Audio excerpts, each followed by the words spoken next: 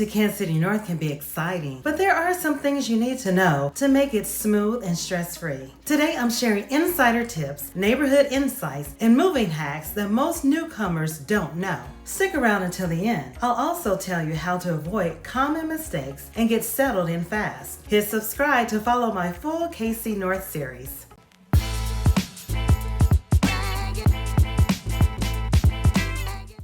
The first step is picking a neighborhood that matches your lifestyle. KC North has options for everyone. The homes in Parkville range from $300,000 to $700,000, and the area has a historic charm with river access. Liberty homes range from $200,000 to $400,000. The Liberty area is family focused with wonderful parks and great schools. Homes in Smithville area range from $200,000 to $500,000. Here you have lake life and spacious lots. Homes in the Zona Rosa and Berry Road area range from $250,000 to $400,000. This area is vibrant with nearby shopping and dining. Think about commute, lifestyle, and the type of home you want before making a decision. My top 5 neighborhoods in KC North video dives deep into each one. Budgeting goes beyond the home price. Factor in property taxes, utilities, insurance, and daily living costs. If you want a real-world breakdown of income needed to live comfortable in KC North, check out my video, How Much Income Do You Need to Live Comfortably in KC North? Here are my top moving hacks. Hire a local moving company familiar with Northland streets. Schedule utilities in advance: gas, electric, water, and internet. Scout nearby amenities, grocery stores, banks, and pharmacies. Plan your first week by exploring local parks, coffee shops, and community centers. These simple steps save time and reduce stress. After you move, immerse yourself in the community. KC North has farmers markets, local festivals,